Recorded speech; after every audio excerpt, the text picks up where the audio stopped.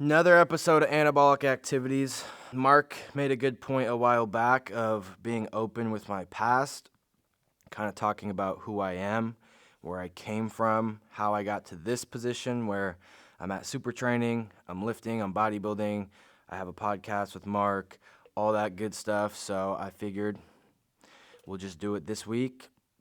You guys might not care, but hopefully one day you do. So yeah, we'll just get right into baseball. I was a baseball player for my whole entire life since I was like 7. My dad, my family, I come from a baseball background. My grandpa played baseball, football, and rugby at Stanford. My dad played at the same high school as me and got drafted as a pitcher. So I'm definitely familiar. My little brother plays baseball. Just got a full ride to Davis. Shout out to him. So everybody in my family played baseball. So I am the odd man out, which I'll get to that and why it was difficult for me to transition into lifting. So started playing baseball whole entire life, did the whole travel ball all-star thing, got into high school. I was a shortstop, and then I transitioned into outfield. I don't know. I think it's just because I maybe gained a little bit of weight, and maybe I just sucked. I don't really know. But, yeah, I got into training when I was about 12.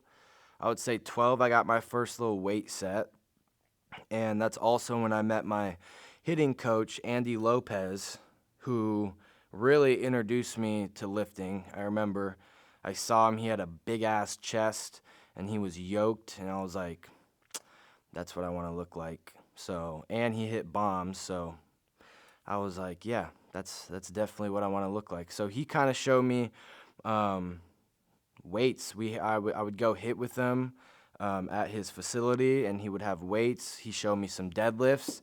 That's when my first lift was...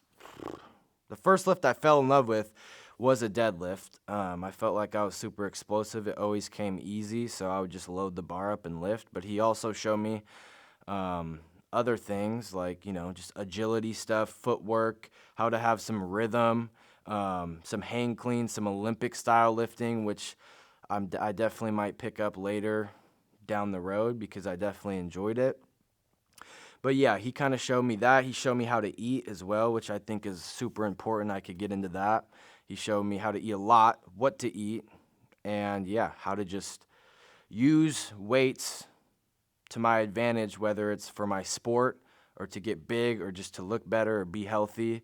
So from 12 all the way until now, I've been basically bodybuilding training because I've been studying different styles of training, different styles of diet. I've done keto, carnivore, carb cycling, vertical diet, all from high school till now. Same with training, Olympic style training, powerlifting, bodybuilding, strongman, a bunch, maybe some CrossFit type stuff. And I have a stack of binders this big in my room of all the stuff that I've kind of studied or researched. So I'm definitely just passionate about any type of exercise or diet or anything that can give you results and just make you improve. Just any type of improvement is what I'm attracted to. Yeah, first weight set I got was 12. It was just like a cheap ass weight set. I don't even think it had 45 plates. It had like the cement, like the plastic hardcover with the cement inside and like a bent bar. The bar was like this skinny. And I would just do everything I was seeing on the internet, everything I would research, just kind of like some Arnold workouts, like super high volume. Did that. Even when I would go to my baseball workouts, I would still come home and do like fucking 10 sets of bicep curls. I was super obsessed with arms. I would hit arms like every day, which I don't know why my arms aren't big, so that didn't really work out for me, but it is what it is. But yeah, I was definitely I had a passion for my sport, and then I had a separate passion for training in my own way. A struggle that I had with me being passionate about bodybuilding training, strength training, and then baseball is at some point they don't really mix with each other. Like I would say, just like people talk about jujitsu, getting to a certain level of strength is beneficial, but then anything past that is going to kind of take away from your main priority, which is the sport. But I was too stubborn, and I fell in love with training almost, well, yeah, more than I did with baseball. So I wasn't going to let anybody kind of tell me I can't be in the gym, even though that's basically what it came down to. Was my coaches really tried to push me into the like sport specific training, which makes sense. But it never clicked with me. I wasn't happy. I would dread every day going to, the baseball workouts because they'd only let me stick to a certain amount of weight on the deadlift. They wouldn't let me go heavier. I didn't feel like I was pushing myself like I wanted to, like I knew I could, which is fine because looking back, that's what I should have been doing. I would recommend anybody train specifically for their sport and not just fuck off and do whatever they want. So yeah, balancing those two probably was not the most optimal. Well, I know it wasn't because I should have been training like a baseball player. I never got injured though. Nothing ever happened. I just got bigger. And, my coaches didn't really like the fact that I was so obsessed with getting bigger and stronger, because I did take it to a little bit of an extreme. Like after all day of maybe, like I would still go do my own workout after I did the baseball workout. So I'd condition at practice, and then I'd go to like an hour, 2 hours of baseball style lifting. And then I would go do my own bodybuilding workout because in my head I was like, I still have to make progress to look like how I want to look. And doing those style of workouts is not going to get me looking jacked. And that means a lot to me in my confidence. So as I would get bigger and stronger, I got moved around. I would say I was probably a better outfielder than I was a shortstop anyways, so I liked that. And I felt like maybe, you don't really see too many jacked shortstops, so I took it as a compliment. I was like, I like this, I feel like that was a good transition for me. But backtracking a little bit, going back to the school side of things, my sophomore year, got a scholarship and committed to San Jose State as a shortstop, right? And then that didn't work out, and then I got moved to outfield, and then, talking to schools a little bit back and forth, that whole deal, but I really struggled with school, so that was always a challenge for me. I hated going to school. I couldn't focus. I have ADHD, but I didn't know it at the time. So I was just always complaining about not being focused. I can't focus. Like I literally just cannot focus. Definitely was one of the main reasons why I got, one, turned off from going to play baseball longer because I knew I would have to do school for that much longer. And my grades weren't good. So it's like all the opportunities I had or potentially was, could have had, or talking to other schools and stuff, I just got basically checked off because, who wouldn't see somebody like me and be like, this kid does not try in school, so why would we want him in our program? Which makes sense, but it wasn't necessarily that I just gave up. It was just, again, I couldn't focus, and I tried to do a lot of different things to fix that, but it just didn't work out for me. School is just not my thing. So, yeah, that was definitely a reason why I lost some good opportunities, some good chances to move on with the sport and see where I fall. But yeah, that was that. And then after high school, ended up going to a JUCO. And then from there, there were really good JUCO. So from there, I was just like, you know what? I'm going to go here for a year and I'm going to bounce to somewhere else, a good school, and then see what I can do after that. And then I ended up breaking my hand right here. I broke my hamate bone. I think that's what it's called, swinging. And I tried to play on it for a couple months. I was like duct taping it to a point where it was like this thick.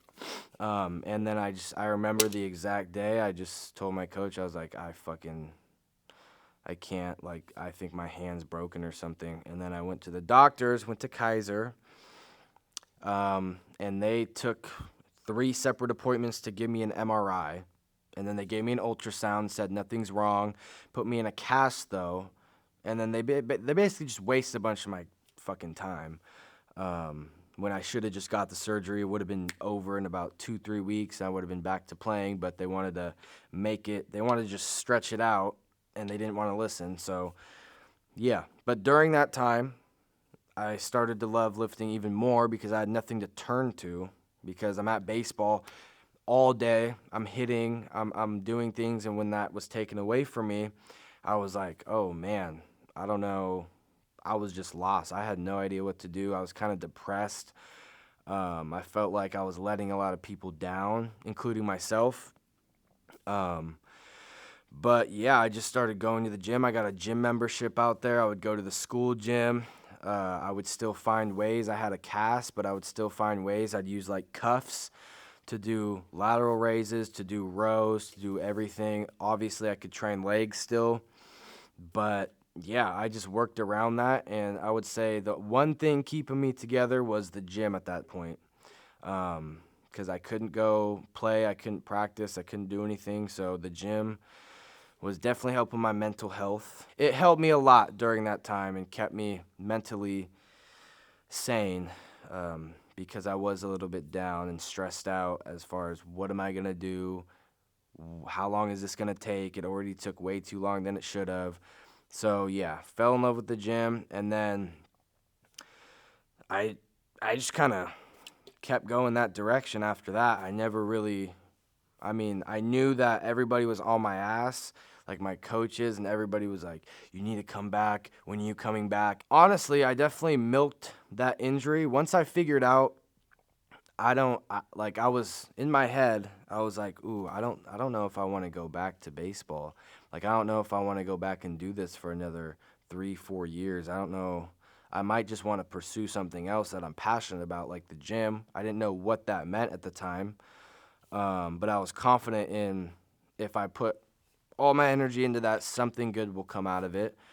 Whether it's a following or just an opportunity or whatever it is, connections, whatever. I was confident that if I just showcase what I can do in the gym, pursue that, something will come out of that. And I was kind of already checked out of baseball, like I said. So and my brain works with once I'm thinking something, like I have to do it. It's just already a done deal. So the second I started second guessing baseball, I was already checked out. I decided, I got my surgery, whatever. I decided, I didn't voice it yet. I didn't tell my parents yet. I'll get into that right now. That was super difficult, is explaining to everybody, because everybody around me, some of them weren't just there for baseball, but everybody around me in my whole life, I was the baseball guy. And I was known for being a baseball player, so that was like my whole identity. And when I realized that I was done with it, I was super nervous and scared and lost as far as like, how am I going to tell people this? They're going to be upset. They're going to be confused.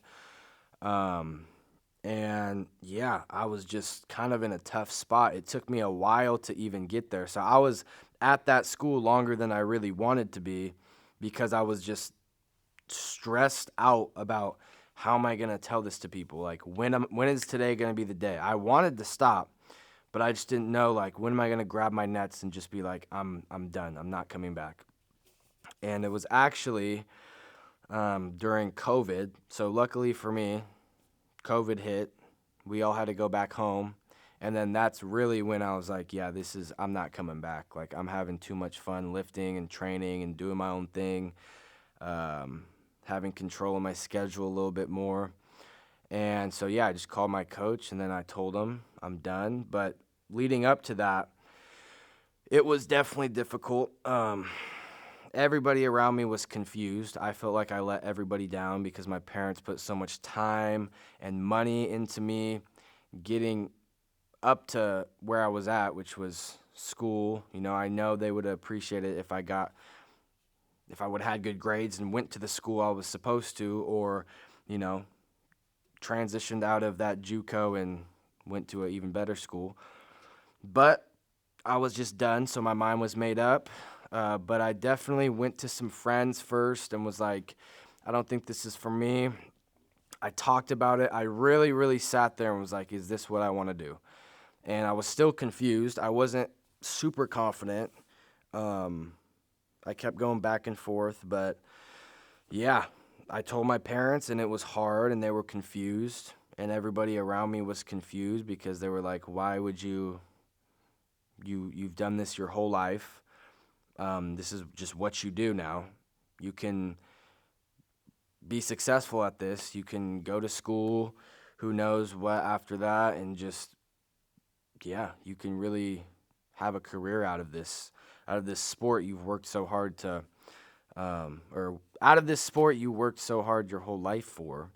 And to me, I wasn't depressed, but I definitely felt a ton of anxiety. Like, that whole year was anxiety because you got to think I'm also in my hometown where they all know me for the same thing too. So when everybody hears that I'm done, I quit playing baseball, it's like, it's tough because I don't want to feel like I quit anything, but I got to do what's right for me. And I definitely felt like a fucking loser for a long time, a long time. But again, deep down in my head, I was confident that if I just put my head down and work, the decision I made at some point will pay off.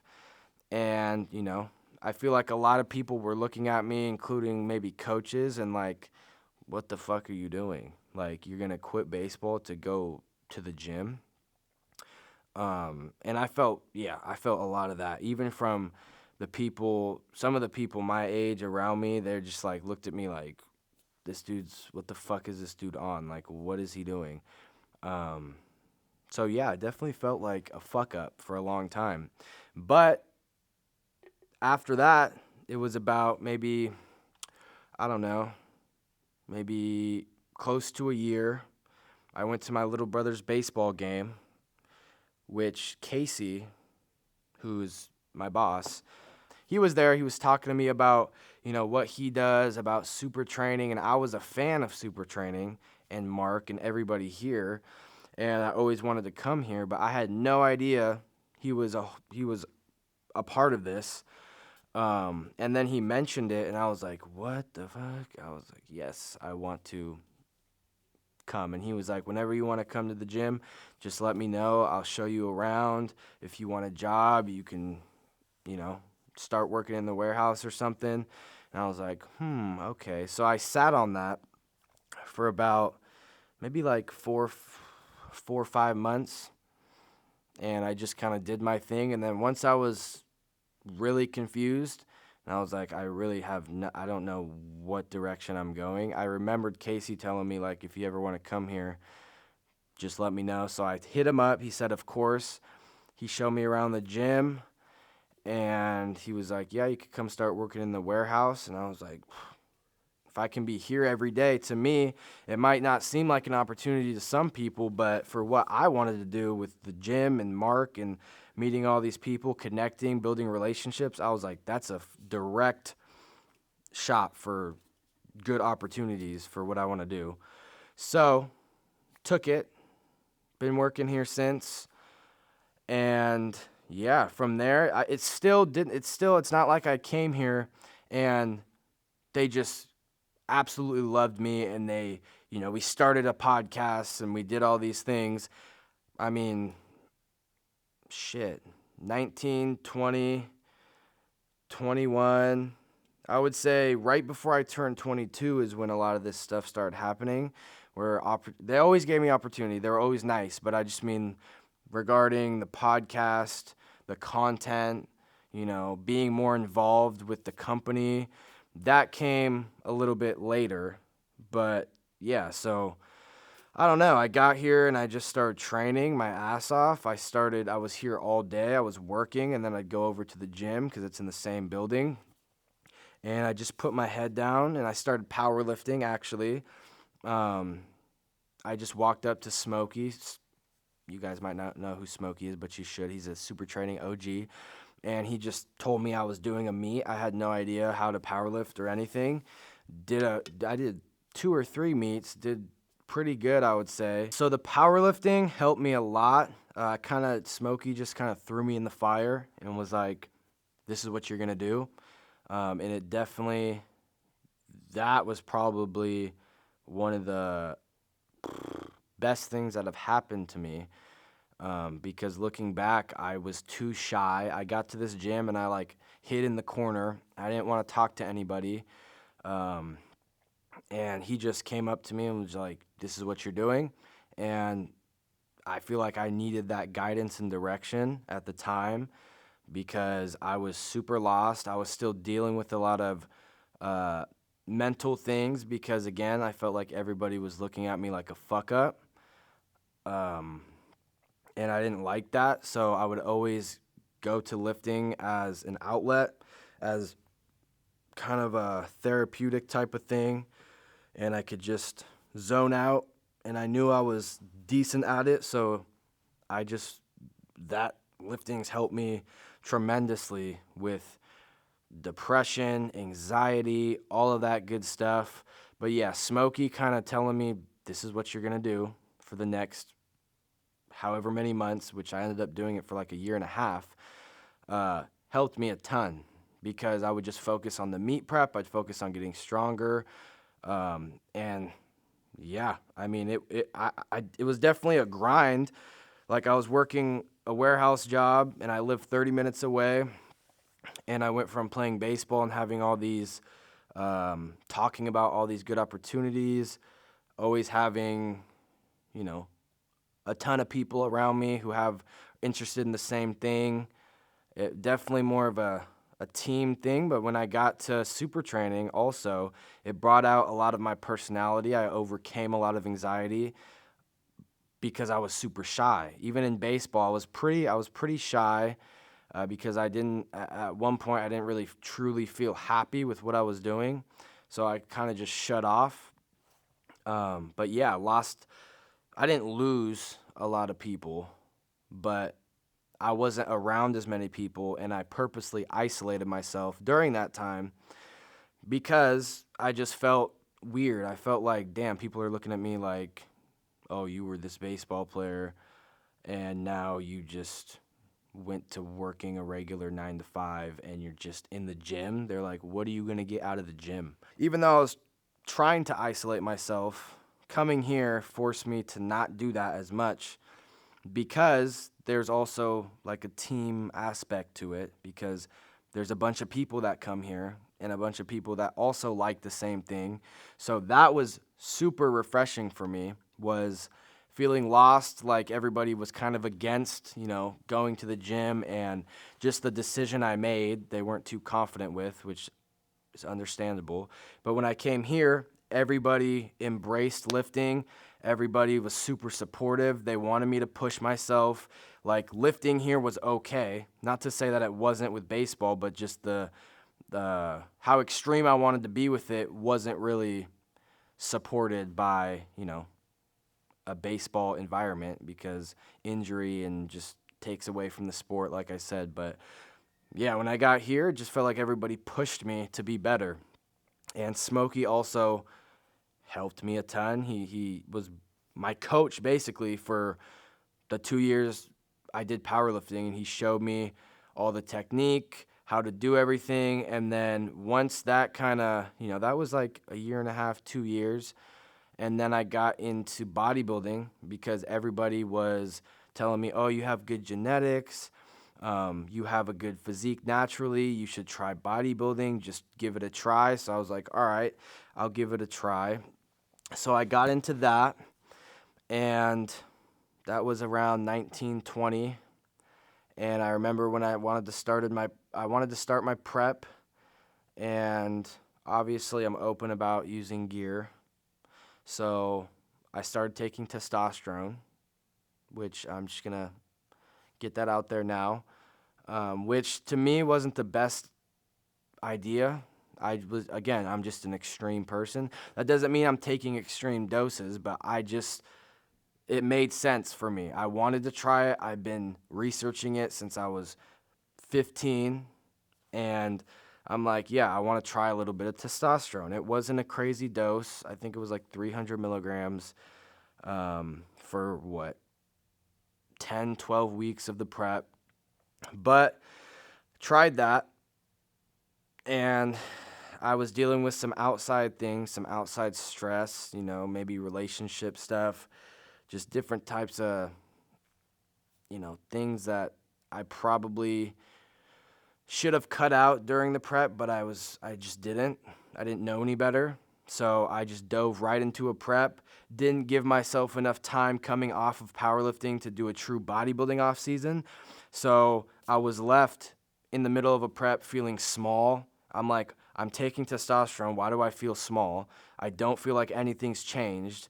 And, I ended up backing out of that prep, which again put me right back to, it added to all the stuff I just was dealing with baseball. Was like, damn, you just started a bodybuilding prep and you just quit again, just like you quit baseball. So I would hear that a lot. I would hear, oh, you just quit everything, stuff like that. I've heard that from a certain individual, but yeah, that really messed me up, because now I felt like I failed everybody here, because everybody here was also super supportive. Like, you're going to kill this prep. You're going to do amazing. We support you. Anything you need, we got you. And then having to tell everybody, yeah, I stopped prepping. I'm not doing the show anymore, was depressing. So that took a whole nother year. So I stopped doing that. People definitely were disappointed in me. Because there's a lot of hype going into that show. It was my first show. But, I got over that. I took a couple steps back. I did a true bodybuilding off season. I came off of testosterone, just ate a bunch of food, got up to like 240, and then did my prep the following year. So it took a minute before I even got really, in my opinion, any type of recognition or opportunity like I'm getting now, because I had no reason to. I still haven't done shit. I just got very lucky, and I'm grateful to have the opportunities I do right now. But I didn't do shit. I quit 2 sports within a year and a half, 2 years. So after that off season, I told myself I'm not going to prep until I'm absolutely ready, until mentally, physically, everything is checked off. I took that time. I didn't like it. I'm not a patient type of person with things that I just want to go do. But I forced myself to be patient. And then when the time was right, I started a prep. More like, it was like 20 to 21 weeks. It was a long prep. But I absolutely loved it. I feel like I killed it. I got super lean. I didn't have to do anything crazy. I didn't take any diuretics, didn't take any crazy drugs. I just relied on what I knew I did in my off season, which was food and training intensity. And I feel like I did amazing. I won my show. I had tons of confidence, and all of that, the year before that, was depressing. Nobody was really, I didn't have any hype. I didn't have, people would tell me, like Nsima and Mark were like, oh, you look great, blah, blah, blah. But nobody was really paying attention to what I was doing in the gym. Nobody was asking me questions about what I'm doing. Nobody was really that interested, because, again, I wasn't doing anything. There was no reason to come to me for anything. But the year after, everything flipped. I started to get, people were super interested. People were on my team. Not to say that they weren't, but just more so now, because They saw me quit the prep. Now I'm coming back to a prep, and I'm determined I'm going to push through this. I'm going to do this. So I did it. It went amazing. I got a bunch of different opportunities. I was on the podcast. I got to do more things on social media. I was posting a lot more. I was more confident with my body. And yeah, I would just say taking the time, taking a couple losses, I would say, definitely taught me a good lesson on how to just be patient and put your head down and work, because, again, I was here just working in a warehouse and training. I wasn't there was nothing else going on for me. Like, I was just working 9 to 5, getting off, going straight to the gym, going home, sleeping, doing the same thing over and over and over and over. And nothing really came from that, besides being able to observe and learn and meet guests maybe, but still nothing came from that. So not until I did something and figured it out and was successful, that's when things started to come easier and come my way and get more eyes on me, and just more of a chance to showcase what I'm confident in and what I've been working on the last 2 years. So yeah, that really flipped everything. From that prep on, everything just completely flipped. And then, I started getting DMs from people that, I heard were shit talking, which doesn't matter. I literally don't care. But a lot of the people that weren't confident in me when I first made this decision to stop playing baseball, all of a sudden started coming around and were super supportive and were on board with me and asking me questions. So that's when I knew I was doing something right, was when I'm like, okay, I watched these people kind of, not hate, but I watched these people just kind of doubt me. And now I did something cool, which is still just a local bodybuilding show, but I still, got closer with Mark, got closer with Nsima, got closer with everybody here, was on social media more, was putting more of my opinion out on my platform. So yeah, I just feel like that skyrocketed my confidence into pushing, leaning into that more. Like, all right, I'm seeing some positive feedback from doing this, so I'm gonna fucking lean into it and see how much I could get out of it, and see if I can leverage myself and eventually have a platform, make money, do cool shit, which I would say I'm doing now. Not the platform thing, I don't have a huge platform, but we're taking the right steps to get there. So, and I would never have been here if I didn't put my head down and not be so stubborn, because if I after I quit, if I could have I was ready to I didn't know what I was doing. I was depressed as shit. I was like, I don't know. I can't fucking commit to anything. I can't pull through with anything. I don't know what I'm good at. I don't feel like I'm good at anything.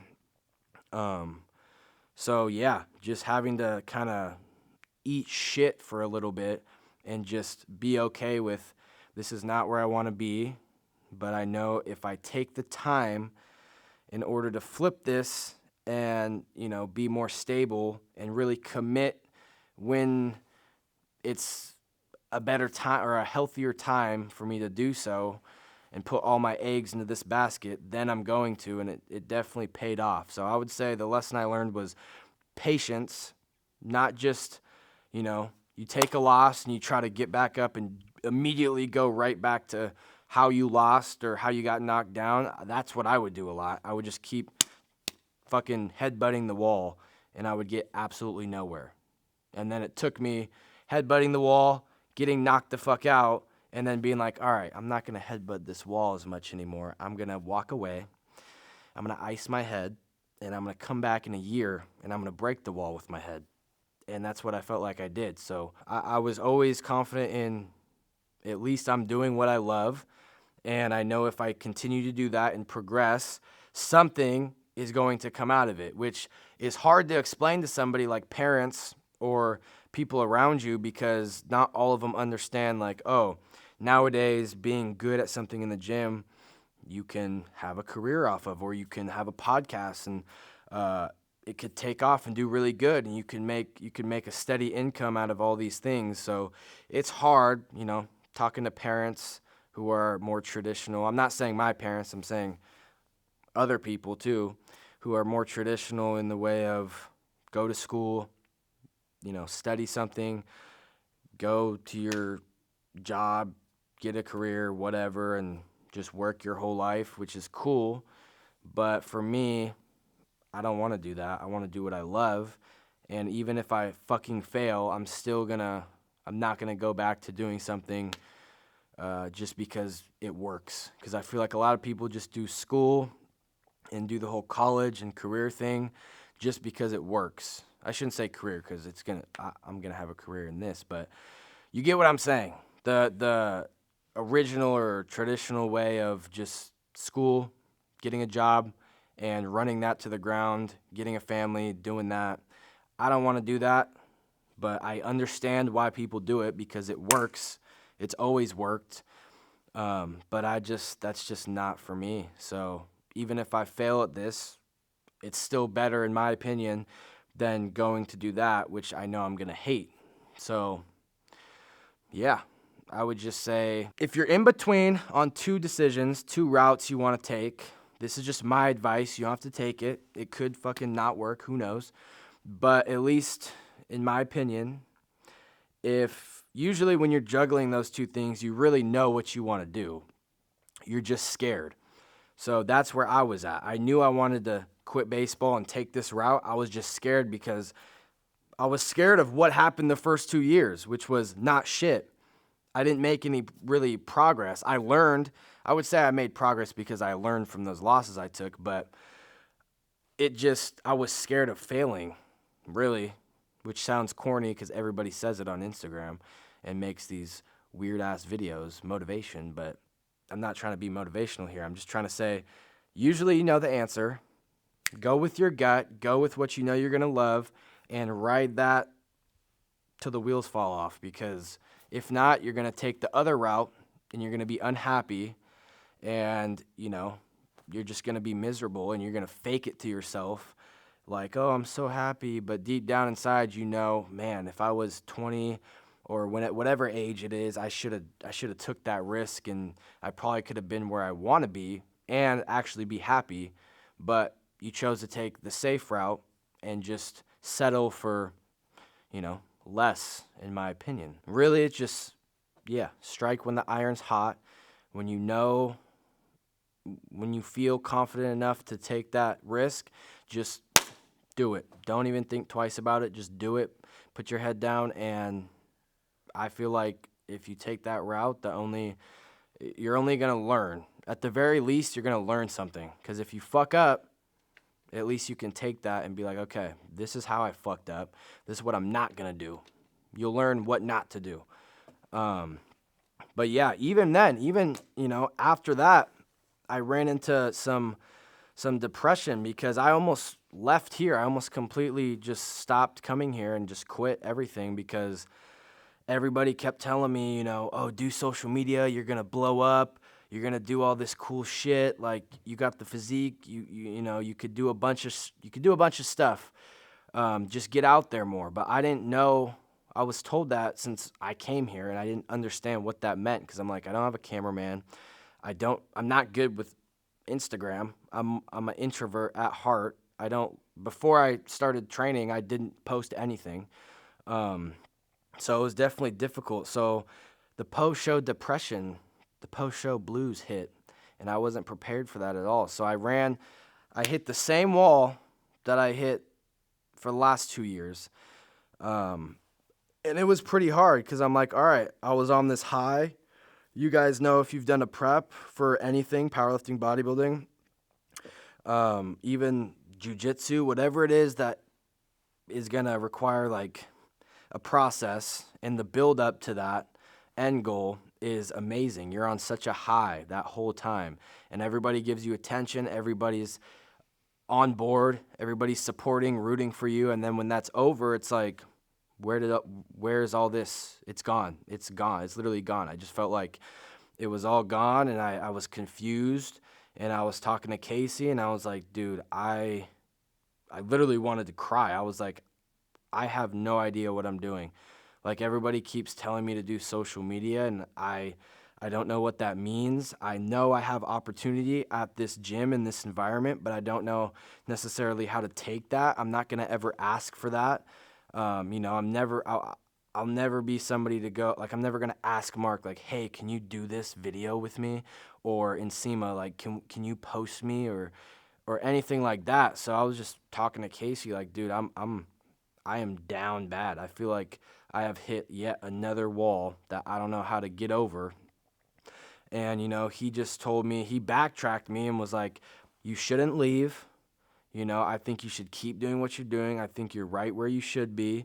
And I think if you just do what you're good at and do what you know, something is going to come out of this. Like, he was like, I promise, just keep doing what you're doing. There's no need to leave. That's going to be super impulsive, and you're going to regret it.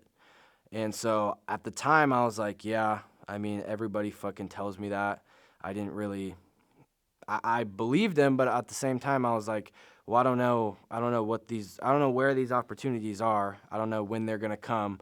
And I don't want to be here for like 2 years just spinning my wheels and just, go back to what I was doing, which is just work and work out, and that's it. Because I don't like feeling like I'm stagnant, making no progress. So, yeah, he basically told me not to leave, and I was like, all right, I guess. And I did it. And then that same week, Wyatt Films, who's behind the camera, hit me up, who had been working in the store a little bit, but I don't remember meeting him at all. I didn't know him, but he hit me up on Instagram. Like, it might have been like 2 days after that, and was like, hey, I'm getting more familiar with the camera. I'll film you for free, whatever. And I was like, okay, that's cool.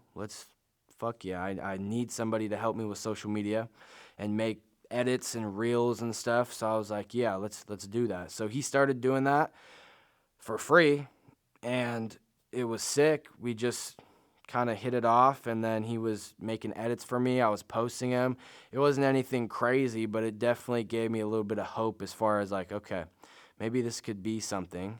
And then we started going back and forth on like what the Instagram account name should be, because we made an Instagram where the focus was like, all right, we're going to put you out there. We're going to, all the things that you're doing that you want to get out there and you feel like you're suppressing, or you're just confused, so you don't put it out there and you just hide, we're just going to put it out there and see what happens.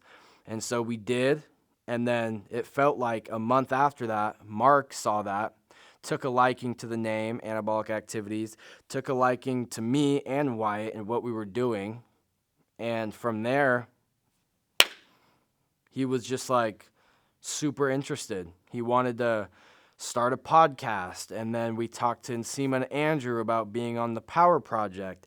And then that just took off in a matter of, it felt like a couple months.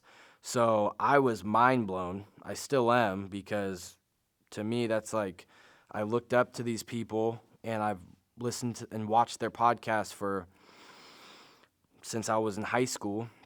So to get that opportunity was insane for me. I was just like, this is crazy. I don't know why the fuck they would give me this opportunity, but I'm going to take it. So that is how this all started.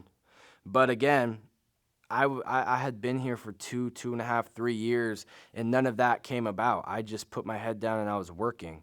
So none of it's going to just, for the people that are looking at me like, who the fuck is this? Who the fuck is this amateur bodybuilder who's done one show, who is all of a sudden with Mark Bell all the time and getting posted on all this shit? It's like, yeah, you're right. I haven't done shit, but as far as leading up to this point, I have been here for 3 years working and working out and not asking for shit and just doing what I know how to do. And that alone paid off because they took a liking to it. And so that's how fast all this started. Was I was about to quit because I hit another little plateau and was depressed And I was about to just be like, okay, I gave this whole bodybuilding social media thing a run, and it was cool for the time being, but then it just flopped again. So I got to figure out how to do something else. And then Wyatt hit me up. That started to be a thing, and then Mark took a liking to it, and now we have this. So that should just be some motivation, if anything. That's all I want it to be, to just keep doing what you're doing, be confident in what you're doing. It's still going to be bumpy. It's never going to be smooth. We're still figuring out what the fuck we're doing. I don't know what I'm doing, but I know that this was an opportunity that I'm not going to let go to waste, so we're going to keep pushing this and see where it goes, because we've already seen a lot of growth. You know, we're not by any means influencers. We don't have a crazy following, but we've planted seeds in different areas that I feel like most people wouldn't get to do, which is doing things with Stan, doing things with Joe Sullivan, Briani, Matt Wenning, all these different coaches. Like, all of that is going to pay off in the long run. So we're just setting our base right now. So I know some people look at this and are like, what the fuck is this? This kid is on the spectrum, or this kid is slow, or whatever you want to think of me. But this is just my starting point. So yeah, this is the starting point. This is where we're at. And I just want this to be motivation, like I said, to keep going, be confident in the risk you decide to take, and don't get too comfortable. And also, don't give up. Just don't give up. I am guilty of that. I gave up literally 2 times and almost a third time. But I had somebody basically tell me, stop being fucking stupid. There's going to be opportunity. You just need to hang in there and keep doing what you're doing. And I did, and it paid off. So I didn't believe in any of that type of stuff until that happened. I was like, there's no way I can just keep working here and keep going to the gym and showing up and something is just going to happen. Like, I didn't believe in that. I was like, if I don't have a following, if I already haven't been doing things with the people here around me, then there's nothing that's going to come from this besides me just being a normal guy and working out. But it did. So yeah, I'm just grateful for the opportunity, and everything that happened for a reason, and I've learned a lot. And looking back, I'm glad I decided to kind of go against what everybody was pushing, which was to keep playing baseball, because now I'm happy doing what I'm doing. I'm confident doing what I'm doing, and we're only going to improve from here. So yeah, we're just trying to do something cool with this, build more of a family-like community. You know, I know everybody says that. I know there's a million podcasts out there, but I feel like I can relate, or a lot of people can relate to me, because I'm just normal. You know, I don't have a crazy following. I reply to people who DM me. I never gonna big dick anybody. I feel like I'm humble, not to suck myself off, but I'm just trying to get, like, we're genuine dudes just trying to build something cool for you guys. And yeah, that's really the goal. My goal is just to give people any type of hope, positivity, anything, because I still struggle to this day with everything. So I feel like if I can take the people that are on board now and they can see that process and see me fall wherever I end up falling.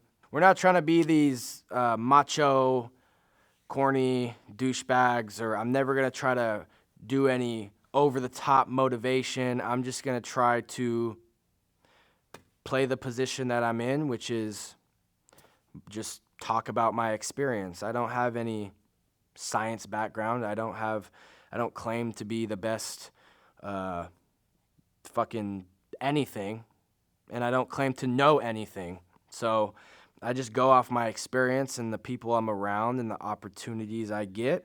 I am just trying to relay and share to you guys, so maybe you guys can use it and benefit from it, and, you know, maybe start your own.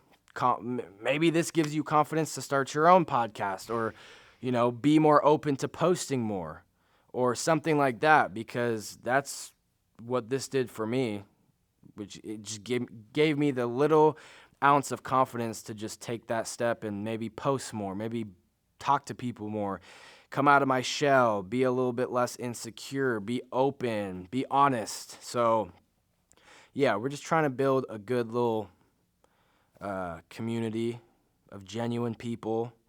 And yeah, I apologize if you guys are gonna roast me in the comments again about how I talk. I'm working on it. I'm not the best speaker. I've never done this, so I'm just trying to get more comfortable on the camera. I know I'm all over the place. I know my word selection or word choice might not be the best. It might not be I might not sound like the most educated man, but that's not what I'm trying to be. I'm just trying to be myself. I just want to thank everybody that follows us, comments, watches the podcast, subscribes, all that good stuff. It really means a lot to us.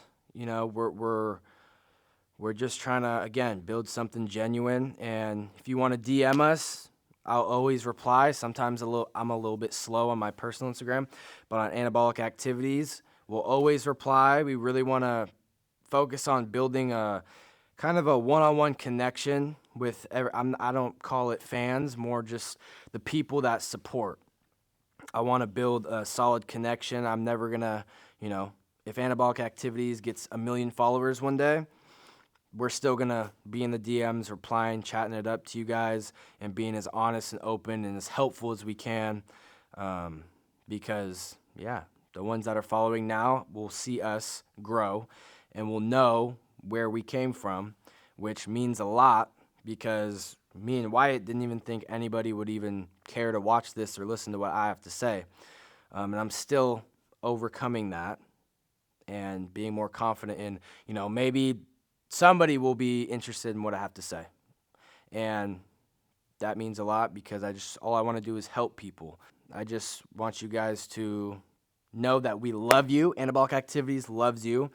We appreciate everything, all the comments, like I said, every type of engagement that you guys give us. We absolutely love it. If you guys find value in this, if you enjoy it, we really appreciate if you leave a comment, leave a like, spread the word, tell other people about this, watch the podcast, literally anything, even if it's just telling somebody that this was a cool video, or, whatever it is, showing somebody on Instagram, like sharing it, whatever it is, we appreciate it all. And that is also the only way we're going to be able to move forward and grow, is with you guys. So that's why I just want to let you know for the 50th time in the last 5 minutes that we love you guys. And we're not bullshitting, we don't have a huge following. So the ones that do listen, we appreciate a lot.